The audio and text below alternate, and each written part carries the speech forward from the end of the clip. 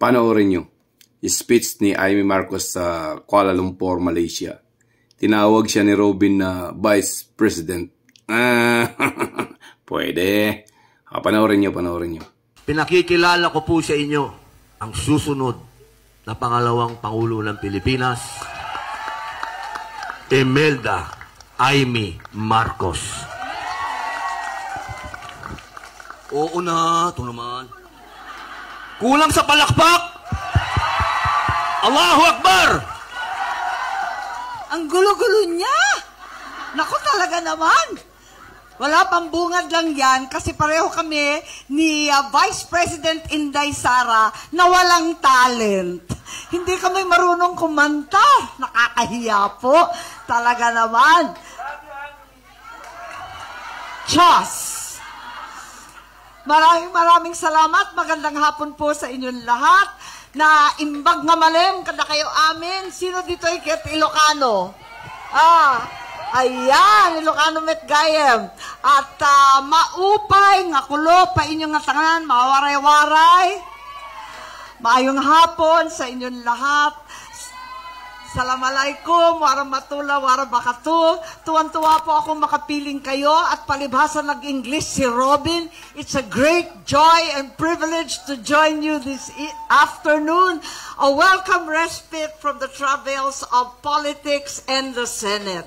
At least nakaligtas kami, nakatakas kami ni Robin.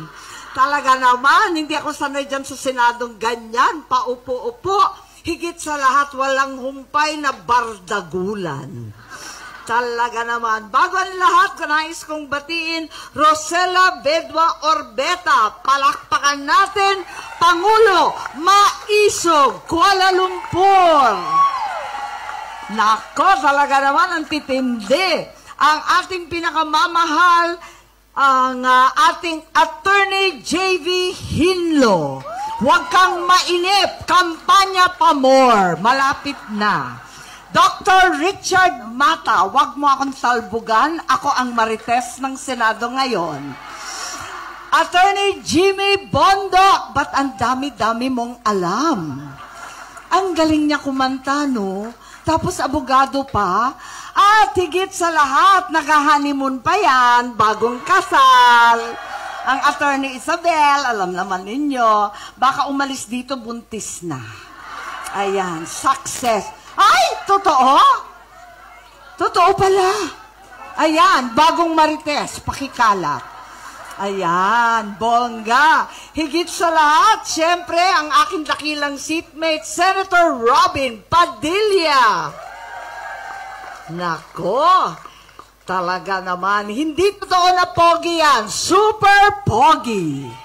O, diba? Mabait pa. O, diba? Higit sa lahat, kamuntik nang buntalin si Senator Joel Villanueva.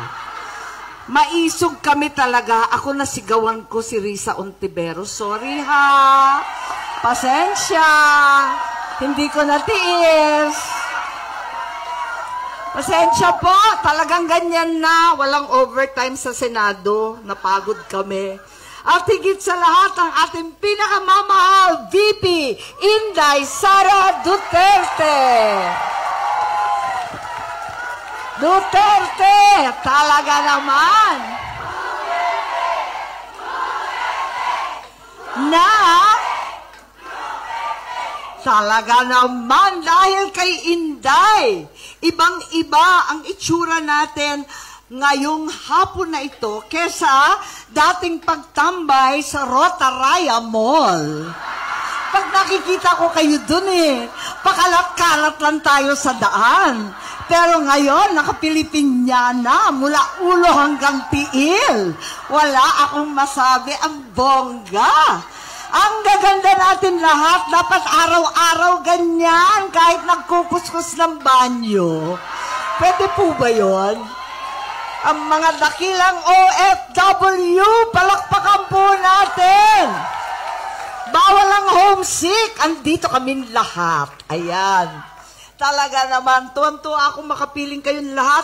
Alam po ninyo, isang gabi, hilo na kami, tumayo kami bilang hukom at nagsuot ng damit bilang hukom. Nakita siguro ng iba sa inyo.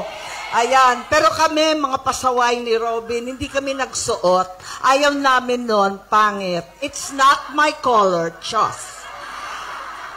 Ayan.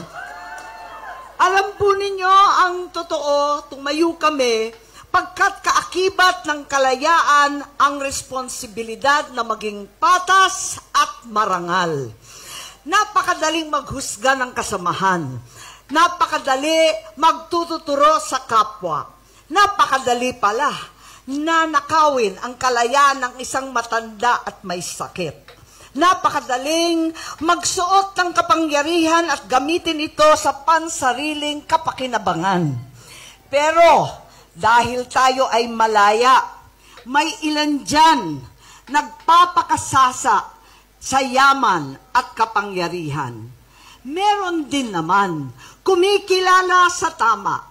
Samahan ninyo ako na tayong lahat sa likod ni VP Inday Sara Duterte ay maninindigan para sa bayan, para sa konstitusyon, para sa ating bansa. Dahil tayo ay malayang mamamayang Pilipino, ang mga tunay na hukom ng bayan. Kalayaan mula sa lulong sa kapangyarihan, alalahanin lagi, itim pa rin ang kalayaan ng Pilipinas, ipaglaban ng tama, itama ang mali. Maraming salamat po sa inyong lahat. Mabuhay ang Pilipino, mabuhay ang mga Pilipino.